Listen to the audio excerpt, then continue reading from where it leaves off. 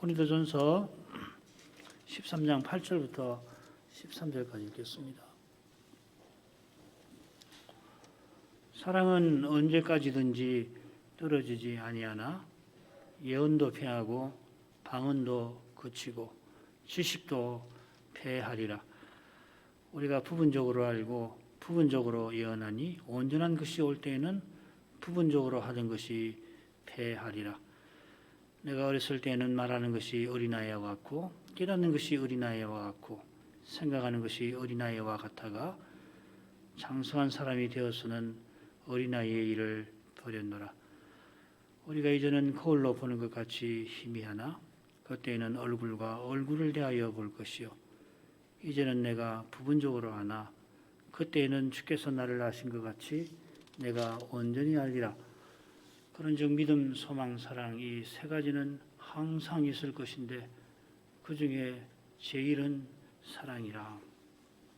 사도가 신령한 은사에 관한 문제를 풀 길을 특히 고린도전서 13장에서 제시합니다. 그 길은 보통 길이 아니고 제일 좋은 길입니다. 실은 제일 좋은 정도가 아닙니다.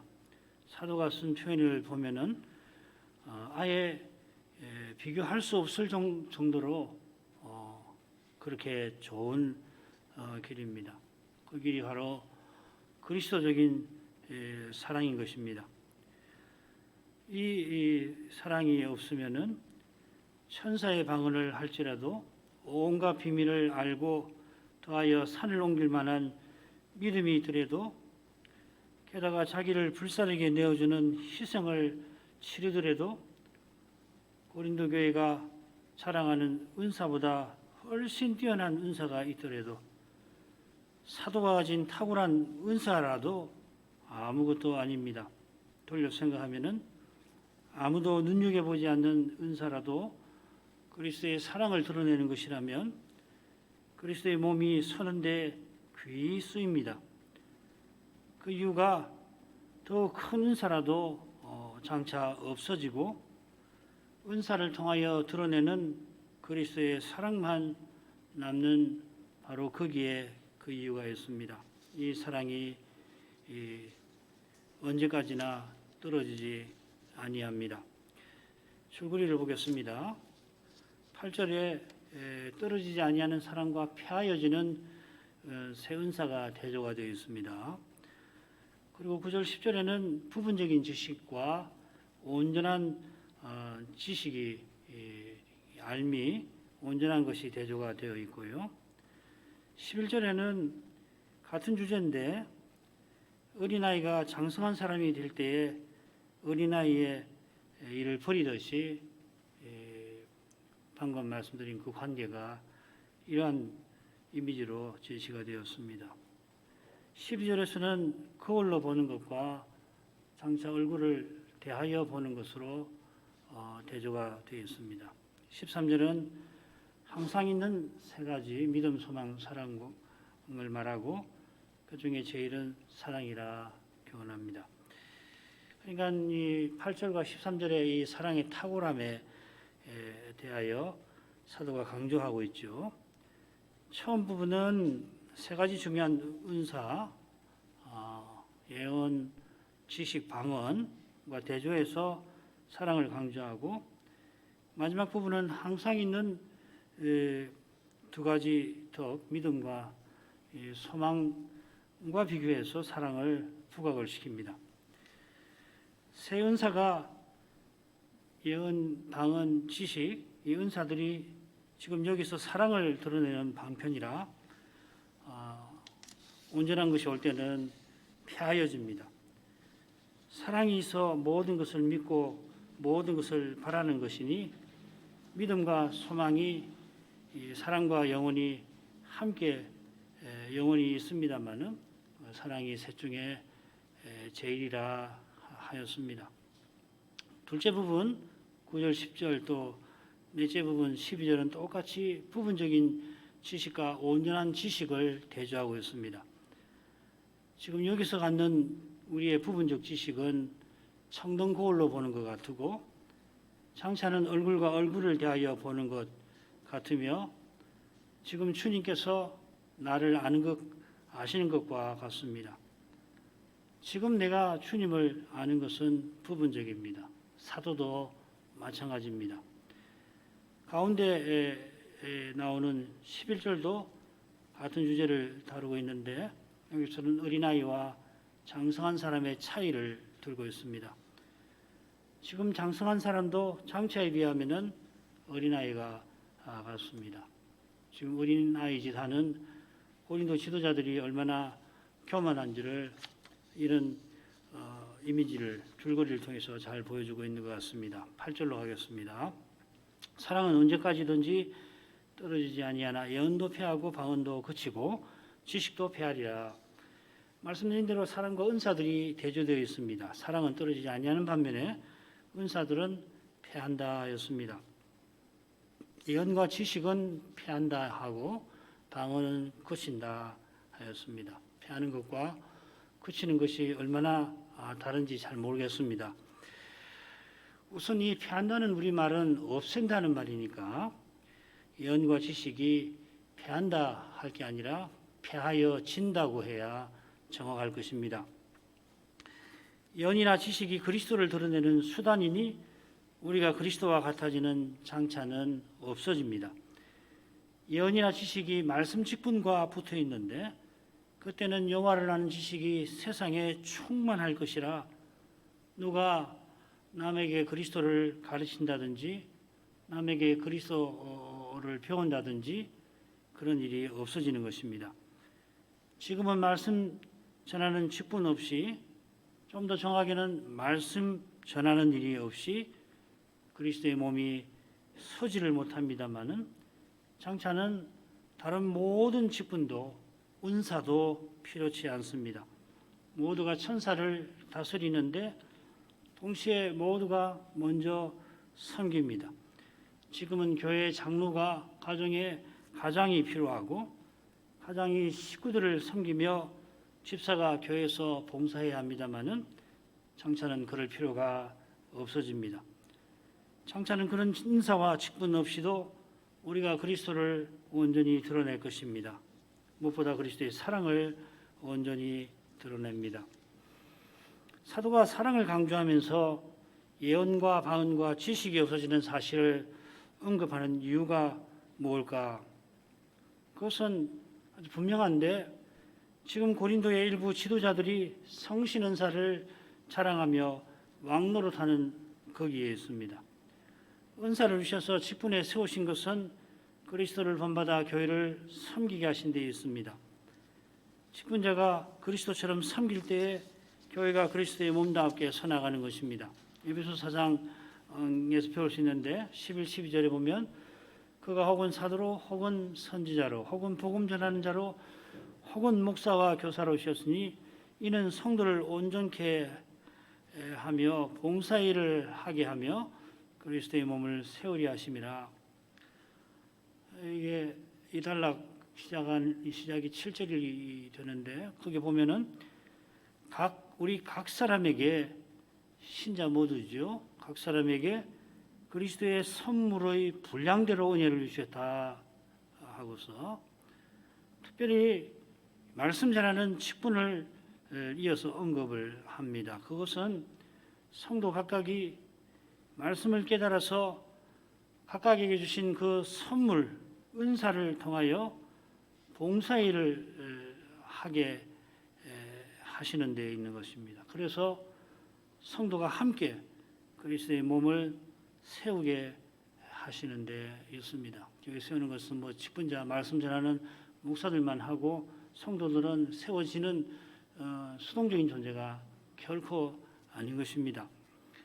함께 그리스도의 몸을 세우는 이 일을 사랑 안에서 이루어지는 일이라 사도가 뒤이어 덧붙이지요.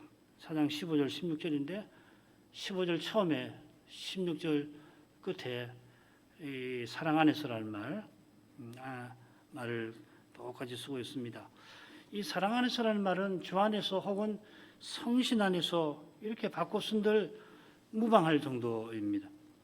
그리스도의 몸이 서나가는 것은 그리스도를 더욱 드러내는 일이고, 그리스도를 드러내는 것은 단연 그리스도의 사랑을 나타내는 것이라 그러합니다.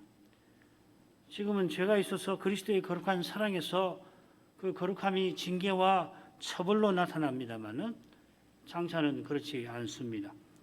그리스도 안에서 참으로 함께 있고 참으로 서로를 향하여 서로를 위하여 있게 될 것입니다.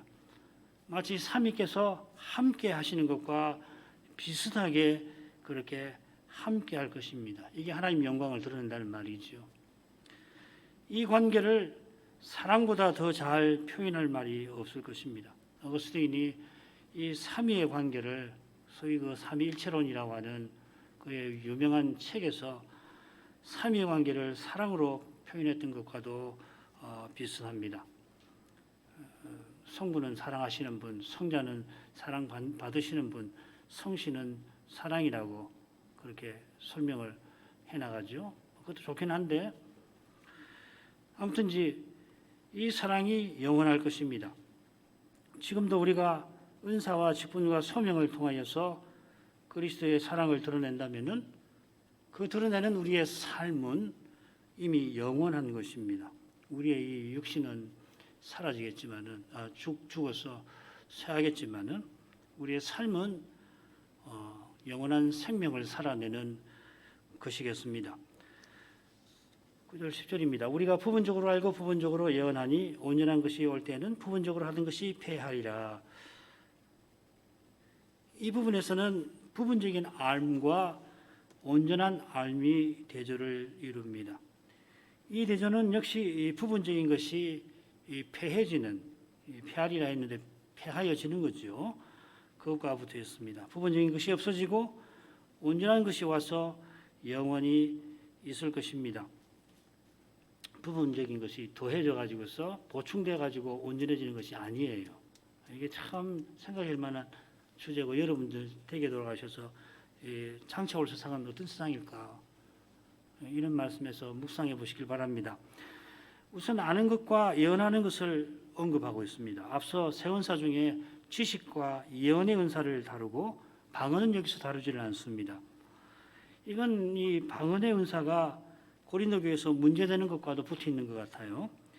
방언 없이도 교회가 서나갈 수 있지만 지금 우리 교회에 외국어가 필요한 건 아니지 않습니까? 예를 들면은 모든 교회에 외국어를 잘하는 사람이 있어야 되는 건 아니잖아요. 그러나 예언 없이는 교회가 그럴 수 없다는 점에서 만일 예언이 부분적인 것이라 없어져야 된다고 한다면은 방언은 말할 것도 없겠지요. 지금은 부분적으로 알고 부분적으로 예언하니까 온전한 것은 온전한 알을 가리킬 것입니다. 여기 예언하는 것은 하나님 말씀을 전하는 일을 가리키는데 장차는 예언의 은사가 없어지니 온전한 예언이라고 해서는 안 될 것입니다. 그리스도를 온전히 알아서 말씀 전하는 일이 필요치 않게 되는 상태를 가리킬 것입니다. 부분적으로 예언한다고 해서 사도가 그리스도를 전하는 일에 부족이 있다는 뜻은 결코 아닙니다. 사도가 전한 대로 그리스도를 전하고 받는 일에 근본적인 교람이 있다는 뜻도 아닙니다. 성신께서 모든 진리 가운데로 사도를 인도하셨습니다. 요한복음 16장에 나오는 이 말씀은 1차적으로 사도에 관한 말씀이죠. 성신께서 교회와 신자에게 부어지시는데 사도들은 성신의 비상한 감화와 인도를 받았습니다. 영감이라고도 할 것입니다. 신약의 사도와 선지자가 구약의 선지자처럼 하나님의 계시를 받아 전하고 전한 계시를 또한 성경에다가 기록하였습니다. 이 신구약 성경이 하나님의 말씀입니다. 그냥 목사가 전한 강서를 책으로 냈다고 해서 그걸 하나님 말씀이라고 해서는 안 되겠죠. 그거 전혀 다른 것입니다. 차원이 다른 문제지요. 전혀 다르다는 상관없다는 이야기가 아니라 이 말씀이 이 성경이 하나님의 말씀이고 다른 책은 하나님 말씀을 담은 것이긴 하지만 그건 오류가 있을 수도 있고 고쳐야 할 것도 있고 그 목사가 아무리 훌륭한 사람이라도 그 시대의 매이니까 해석이 나중에 가면은 부족한 거 틀린 부분도 나오기도 하고 그렇지요. 교리문답도 마찬가지. 신앙 고백서도 그 사람이 만든 것이지 그게 성경하고 똑같은 것은 아니거든요. 그래서 파생된 구원이라 하지 않습니까? 그러니까 교리문답은 항상 이 증거 말씀으로 나온 그 말씀에 비추어서 살펴야 올 것입니다. 사도와 선지자가 각각 은사와 소명을 발휘해서 받은 바 계시를 기록했는데 기록자마다 다양하게 기록한 이 하나님의 계시가 똑같이 틀림없는 하나님 말씀이고 믿는 자에게 구원을 주시는 하나님의 능력의 말씀입니다. 이런 사명은 사도와 선자에게 특별히 주신 것입니다. 사도와 선자가 기록한 계시는 주의 백성이 구원 얻고 주의 교회가 머리이신 그리스도에게 자라나는데 부족함이 없고 넉넉합니다. 계시 충족성이라고 말하죠. 바울 사도도 빌립보에서 에베소 장로들을 부른 자리에서 자기가 하나님의 모든 뜻을 너희에게 다 전했다. 유익한 것은 무엇이든지 전했다, 가르쳤다 하였습니다. 그래서 이 사도가 전한 계시를 풀어서 말씀을 전하고 받는 거기서 성신께서 구원 얻는 참된 믿음을 주시고 그 믿음을 견고하게 하시는 겁니다. 사도가 전한 대로 그리스도를 전하고 받는다면은 성신께서 그 교회와 신자를 틀림없이 믿음의 길로 견고히 또한 끝까지 인도하실 것입니다. 그런데도 사도는 지금 여기서 우리가 아는 것이 부분적인 것이라 합니다. 사도가 우리라고 합니다. 그래 12절에 보면은 내가라고 이제는 내가 자기를 특별히 지목해서 이야기를 합니다. 사도가 그리스도의 모든 진리를 깨닫고 깨달은 것을 전합니다마는 장차 그리스도를 계신 그대로 배울 때에 비하면 사도 자신의 지식도 부분적인 것이라 합니다. 그렇다면 일개 목사가 아는 것은 더 부분적일 것입니다. 성신의 은혜와 감화로 틀림없이 말씀을 깨닫고서 전하지만은 그의 깨달음은 장차 그리스도를 배울 때 아는 것에는 물론이고 사도가 전한 계시에 미치지 못하는 것이에요. 한 목사가 말씀 다 앞으로 다 전하는 거 아닙니다. 전했다 하더라도 다른 목사가 그 말씀 가지고 또 다른 말씀을 풍성하게 또 다르게 깊게 전하는 것이죠. 오늘 우리 함께 살피는 고린도 전서에 대한 설교가 얼마나 많았겠습니까? 책은 또 오죽 많이 나왔겠습니까? 앞으로도 나올 거예요. 하나님 말씀하고 강설의 차이는 있는 것입니다. 샘 솟듯이 하나님 말씀이라 계속 깨달을 것이 나오거든요. 오늘 보고 1년 후에 다시 이 본문을 가지고 그 설교하면 이전 한 거 그대로 쓰지 않는 이상에는 또 다른 설교가 나오는 것이거든요. 강설이. 이것을 놓치면은 자기도 모르는 사이에 교만해집니다. 지금 일부 고린도 지도자들이 그랬던 것 같아요. 고린도서 8장 2절 만일 누구든지 무엇을 아는 줄로 생각하면 아직도 마땅히 알 것을 알지 못하는 것이요. 무엇을 아는 줄로 생각한다는 것은 자기가 스스로 무엇을 깨달아서 다른 사람에게 없는 지식이 나에게 있다 착각하는 것입니다. 성신께서 깨닫게 하시고 다른 사람을 섬기라고 깨닫게 하셨는데 자기가 남과 달라서 깨닫는 것이고 또 특별한 지식이 있어서 남과 다르다 착각하는 겁니다. 단단히 착각에 빠지니까 아직도 마땅히 알 것을 알지 못하는 겁니다. 뭘 모르냐면은 자기가 얼마나 미련한지를 모른다는 겁니다. 장차 그리스도를 계신 그대로 뵙게 될 것을 생각하지 않는 거예요. 사실 고린도 문제는 바로 이 부활에 대한 오해에서 비롯되지 않았습니까? 이런 오해가 없더라도 늘 겸손히 주님의 은혜를 구하지 아니하면은 자기도 모르는 사이에 자기가 다 아는 것처럼 무슨 신학 책 훌륭한 책을 하나 읽었다고 읽을 때 젊을 때 말이죠. 그걸 읽고 나면은 뭐 전에 모르던 그런 지식이 생기고 체계가 잡히고 그러니까 순간적으로 다 아는 것처럼 그런 착각을 하는데 그게 참 빨리 그 착각에서 벗어나야죠.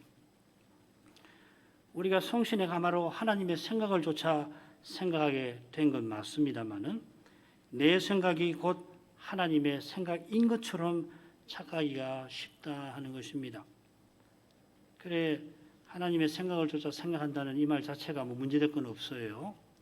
이 반틸이라고 하는 훌륭한 신학자가 이런 말을 했는데 참 훌륭한 분이세요. 그런데 생각해 보면은 하나님의 계시를 조차 하나님의 말씀을 조차 생각한다 하는 것이 좀 더 나은 표현이겠다. 요즘은 그런 생각이 듭니다. 하나님 은혜로 우리가 하나님 뜻을 깨닫고 또 확신에 이르기도 합니다만은 확신 자체가 하나님의 선물이지 확신하는 내 생각과 내 아는 것이 하나님의 생각과 뜻만큼은 결코 아닙니다. 하나님의 뜻이 얼마나 넓고 높고 깊은지 모릅니다. 바울 사도가 그렇게 출중한 분이지만은 이 제2차 선교 여행 때 보십시오. 얼마나 투철하게 하나님들을 받아 선교 여행을 갔지만은 번번이 고쳐서야 해요. 처음부터 계속해서 아시아도로 갈 때 막으신 그 후부터 이 헬라반도 건너가 가지고서 그 빌립보에서 저 밑에 고린도까지 가는 여정을 보면은 계속해서 고쳐서 가는 거예요. 전혀 생각하지 못했던 요소들이 등장하고 어떤 데는 뭐 그 길로 갈 수밖에 없어서 가는 경우도 많이 있어요. 이 여행로를 보면은 바울 사도가 여기서는 이 길을 걸어갈 수밖에 없겠구나. 그래야 유대인들의 핍박을 피하니까 가니까 배려하고 이런 것이거든요. 거대한 대양과도 같을 것입니다. 아무리 뛰어난 신학자라도 그가 깨달은 것은 그 거대한 대양 가운데 극히 일부분에 지나지 않을 것입니다. 우리가 영원히 하나님의 뜻을 깨닫고 또 깨달아갈 것입니다. 우리가 장차 그리스도와 같아질지라도 우리가 하나님 되는 거 아닙니다. 하나님께서 가까이 다가가지 못할 빛 가운데 여전히 계십니다. 그런 분이신데 우리들을 가까이 다가오게 하시는 것이죠. 우리가 은혜로 영원히 하나님께 가까이 다가갈 뿐이지 마침내는 하나님께 도달하여서 하나님 되는 것 아닙니다. 장차도 그러하다면은 지금이야 말할 게 없습니다.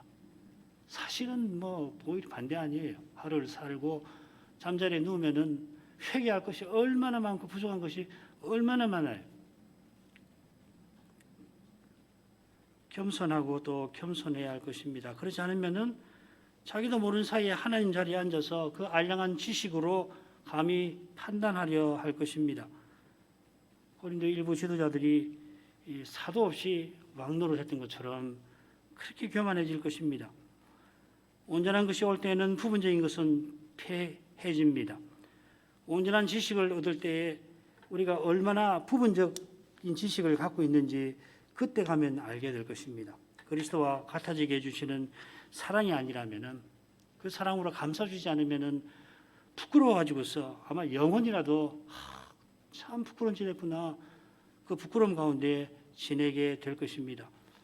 주님과 같아지는 은혜가 우리의 연약, 실수, 부족, 심지어 죄를 삼키는 까닭에 부분적 지식도 온전한 지식에 삼켜질 것입니다. 지금 때때로 우리를 놀라게 하는 그런 신령한 지식도 장차는 온전한 지식에 삼킴바 되고 그 온전한 지식에 우리가 하는 일은 영원한 찬송일 겁니다. 그처럼 우리의 지식이 매 순간 더해져서 우리의 감사도 매 순간 더해질 것입니다. 감사가 더해지는 만큼 우리의 기쁨도 매 순간 새로워질 것입니다. 매 순간 새로워지는데 조금 더해지는 것 정도가 아닐 것 같아요. 오늘 새벽에 생각해 보니까 그게 아니라 마치 여기서 수준이 높아지는 것처럼 말이에요. 학교 다닐 때 수학을 공부를 해요. 열심히 한다고 해도 성적이 오르질 않잖아요. 어느 정도 성적을 유지하다가 좀 더 열심히 하면 성적이 조금 도약을 해서 이전과 달라지듯이 여기서는 그래야 좀 다르다고 할 수 있잖아요. 수준이 올라가는 거. 장차는 매 순간 그런 도약 같은 수준으로 기쁨이 더해질 것 같아요. 지금은 뭐 양 뭐 이런 걸로 생각하는 수밖에 없지만은 이만큼의 기쁨이 조금 늘어나는 게 아니라 기쁨 자체도 질이 다를 것 같이 수준이 다른 그런 기쁨이 더해지듯이 그렇게 더해지는 것 아닐까. 오늘 아침에는 그런 생각이 들었습니다. 아무튼지 그날에 가면 알게 하시겠죠. 11절 내가 어렸을 때에는 말하는 것이 어린아이와 같고 깨닫는 것이 어린아이와 같고 생각하는 것이 어린아이와 같아가 장성한 사람이 되어서는 어린아이 일을 버려노라. 이번에는 어린아이 시절과 장성한 어른 시절을 비추어서 앞선 주제를 이어가고 있습니다. 자신이 어린 시절 말하고 깨닫고 생각하던 것을 자라서는 버린 것처럼 지금은 어린아이 시절 같고 장차는 어린아이를 버리는 어른 시절과 같아 하는 겁니다. 어린 시절의 일을 말하고 깨닫고 생각하는 것이라 표현했습니다. 이 셋이 8절에 나온 새 은사를 가리킨다는 해석이 있기는 있습니다. 이 버린다는 표현 8절에도 나왔죠. 폐하여진다는 말입니다. 똑같은 말입니다. 게다가 지금 13장에서 은사의 문제를 계속 다루고 있으니까 일리 있는 해석이긴 합니다. 다만 90절에 방언이 나오지 아니하는 것처럼 여기서도 말하고 깨닫고 생각하는 것이 각각 특정한 은사를 가리킨다. 그렇게 굳이 설명할 것까지는 없을 것 같습니다. 지금 우리가 성신 은사를 받아 그리스도를 드러내는 일을 가리키겠죠.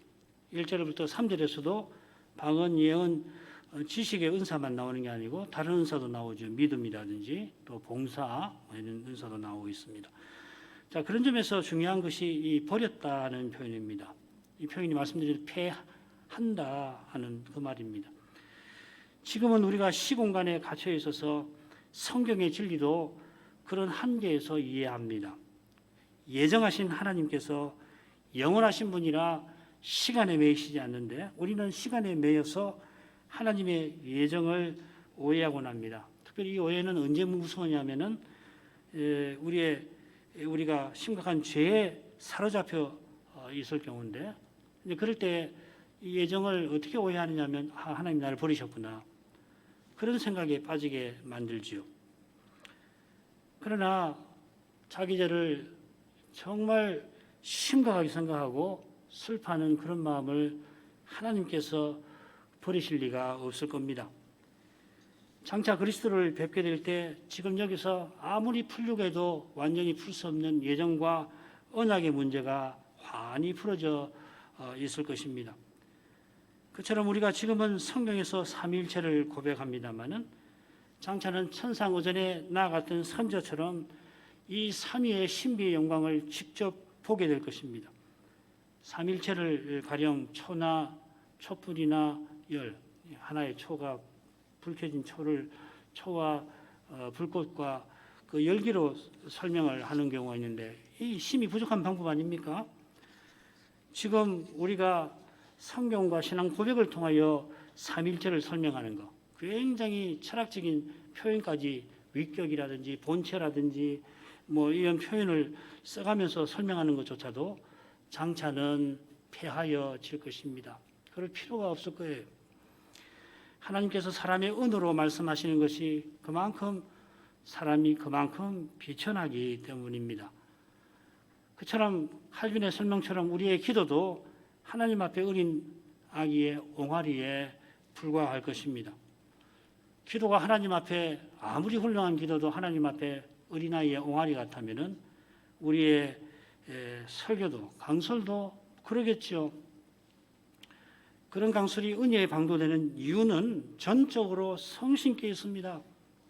목사가 말씀을 잘 깨닫고 잘 전해서 그런 거 아니에요. 성신께서 깨닫게 하고 전하게 하시는 겁니다. 전하는 방법이 뭐 교육학적인 혹은 뭐 전달 방법에 있어서 부족할지라도 성신이 쓰시면은 믿음을 불러일으키는 은혜의 방도로 작용하는 거고 아무리 훌륭한 전달 방법을 사용하고 그 내용이 뭐 굉장히 많고 선보하고 할지라도 안 쓰시면 소용없는 것입니다.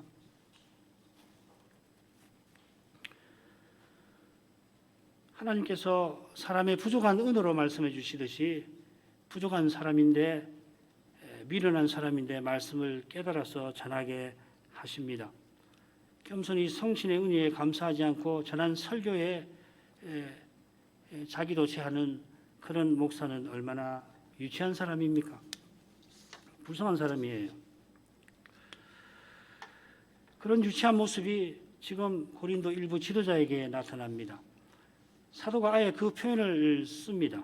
내가 신령한 자들을 대함과 같이 너희에게 말할 수 없어서 육신에 속한 자 곧 그리스도 안에서 어린아이를 대함과 같이 하노라. 그처럼 너희가 사람이 아니리요로 합니다. 사람이 아니냐 이렇게 말할 때 사도의 마음에는 신자는 그리스도의 지체라 하는 이 진리가 가득한 것입니다.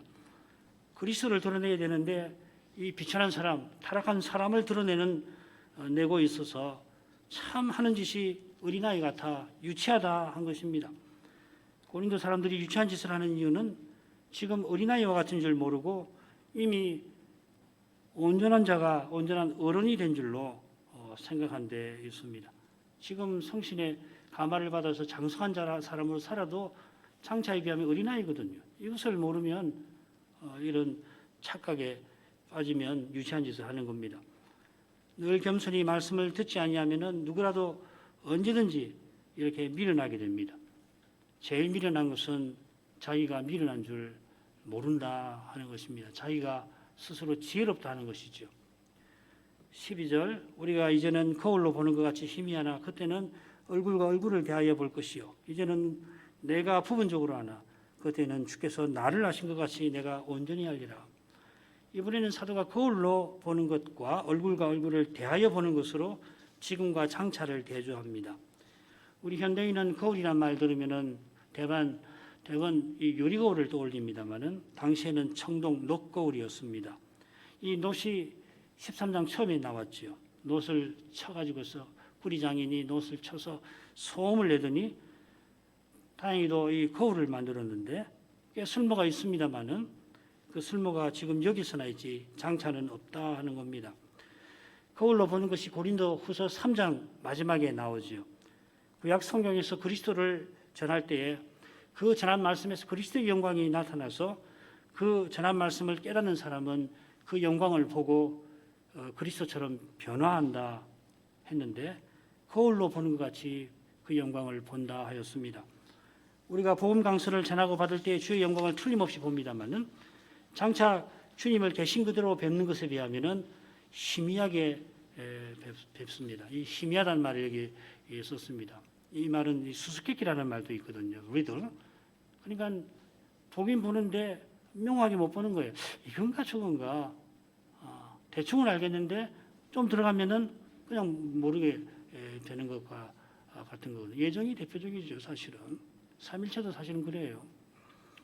하나님 말씀을 통해서 그렇지. 하나님은 한 분이시지만 삼위로 계신다. 하나님이 영원 가운데서 나를 예정하셨다. 나를 사랑하셨다. 이렇게 알지. 그걸 논리적으로 들어가면은 그러면은 순간적으로 이 오리무중에 빠지게 되는 거거든요. 어느 순간부터. 주의 영광을 뵙기에 우리가 주를 닮아가긴 하지만은 장차 주와 같아지는 것에 비하면은 희미하게 담습니다. 희미하게 담더라도 사도와 같이 그리스도를 아름답게 드러내기도 합니다만은 제대로 주의 영광을 뵙지 못하는 적이 많습니다. 이게 신자의 근원적인 슬픔일 것입니다. 교회의 슬픔의 근원일 것입니다. 누구보다 그리스도를 드러내야 하는 지도자들이 지금 고린도에서 사람을 드러내려 해서 사도의 마음에 염려가 가득합니다. 그러한 모습에 참된 믿음은 슬픔을 맛보아야 합니다. 그러나 장차 주님께서 우리 눈에서 모든 눈물을 친히 닦아주십니다. 지금은 감사한 일이 있어도 눈물을 흘려야 합니다마는 그때는 눈물이 아예 사라지게 하실 것입니다. 그때 주께서 나를 아신 것 같이 내가 온전히 알게 될 것입니다. 주님이 나를 완전히 아시는 것처럼 우리도 그렇게 안다 하는 뜻이 되겠습니다마는 그때 내가 온전히 알게 되면은 주님이 지금 나를 온전히 사랑하시는 것처럼 나도 주님을 그렇게 온전히 사랑하고 따라서 서로도 온전히 사랑하게 될 것입니다. 지금은 내가 주님을 사랑합니다. 부끄러워서 말하기조차 힘들기도 하고 서로도 참으로 사랑하는지 죄책감이 밀려오곤 합니다마는 그때는 정말 주님과 서로를 향한 사랑만이 가득할 것입니다. 사도가 고린도 교회를 얼마나 사랑합니까? 그런데도 그 사랑에 부족을 느끼는 것 같습니다. 부족을 느끼는 바로 이것이 참으로 사랑한다는 증거겠지요. 마지막 절입니다. 그런 종 믿음, 소망, 사랑 이 세 가지는 항상 있을 것인데 그 중에 제일은 사랑이라. 이 믿음, 소망, 사랑을 이 기독교 신앙의 삼원덕이라 말할 만큼 유명한 말씀입니다. 지난 시간 살핀 대로 이 말씀은 7절과 붙여 살피는 게 좋습니다. 모든 것을 참고 모든 것을 믿고 모든 것을 바라며 모든 것을 견딘다 하는 그 말씀 말이에요. 사도가 문제 있는 고린도 교회를 사랑하듯이 문제 인사들을 향하여 이 믿음과 소망, 신뢰와 바람을 잃지 아니합니다. 그처럼 지금만 아니라 장차도 믿음과 소망과 사랑이 우리에게 있을 것입니다. 우리가 사랑하는 것은 주님을 사랑하는 데서 나오듯이 우리의 믿음과 소망도 주님을 믿고 소망하는 것과 붙어 있습니다. 주님을 향한 사랑과 달리 주님을 향한 믿음과 소망은 장차 없어질 것 같습니다. 지금 우리가 보지 못하는 것을 믿고 바라는데 장차 믿고 바라던 그 주님을 계신 그대로 뵙게 되니까 지금처럼 믿고 바라지는 않을 것 같습니다. 물론 그런 면이 있을 것입니다만은 그런데 우리가 주님을 뵙게 되면은 뵙는 만큼 더 그 영광을 뵙기를 바라고 더 주님을 의지하게 될 것입니다. 이제 주님과 같아졌으니 이제는 그리스도 필요 없다. 나는 나대로 산다. 전혀 그렇지 않지요.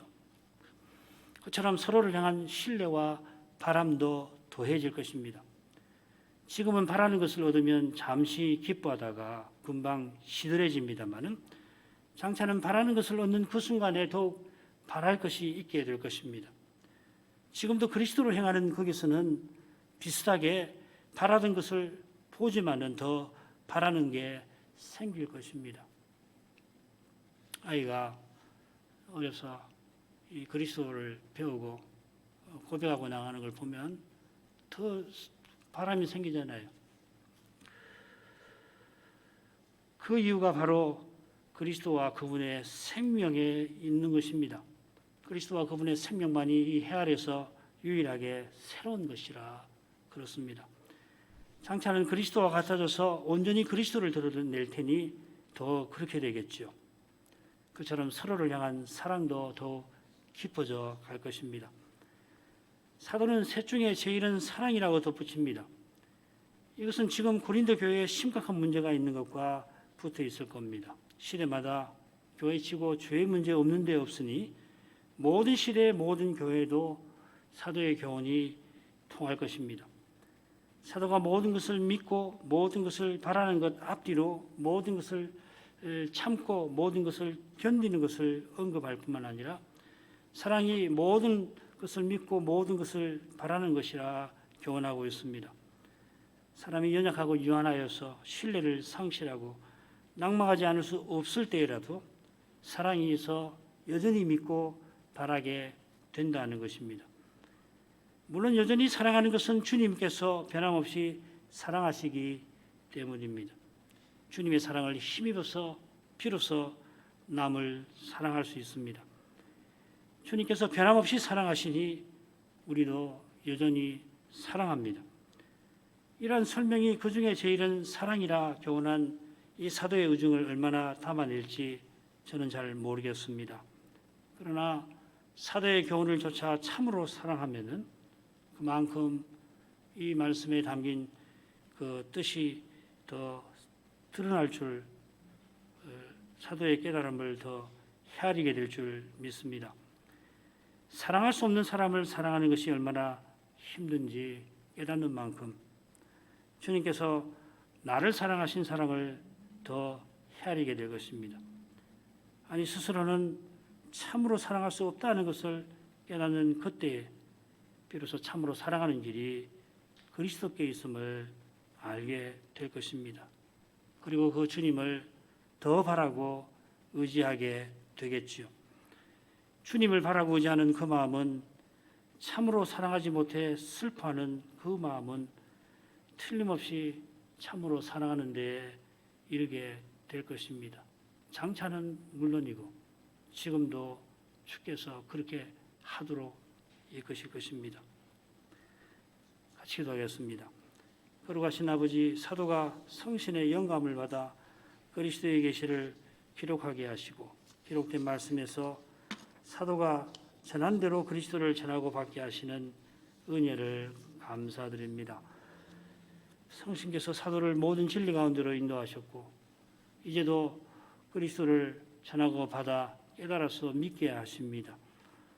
우리가 남과 달라서 아는 것 아니요 성신께서 알게 하시는 만큼 더 그리스도를 의지하고 바라보게 하십니다. 그처럼 그리스도를 더욱 드러내며 살려는 뜻을 품게도 하시고 그리고 그리스도 인격과 사랑을 드러내게도 하십니다. 조금이라도 그리스도를 드러내는 일이 있다면 그것이 작은 일이 아니라 큰 일인 줄 압니다. 성신께서 행하신 일이라 큰 일입니다. 그리스도께서 미미한 우리와 함께 하셔서 우리를 주님의 몸답게 친히 서나가게 하십니다.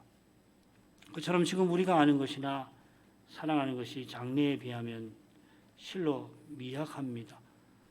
죄의 현실에서는 그나마도 없는 것처럼 보입니다. 이런 사실에 참된 믿음은 슬픔과 괴로움을 안고 더욱 주님을 바라봅니다. 주님과 같아지게 하실 그날을 간절히 기다립니다. 주님께서 이런 우리와 함께 해주셔서 주님의 영광을 나타내 주시고 그 영광을 보아서 주님을 닮게 하십니다. 겸손히 주님의 은혜를 구하는 교회와 신자를 결코 외면하지 아니하시고 구하는 것, 생각하는 것, 그것에 능히 넘치는 일을 이루십니다.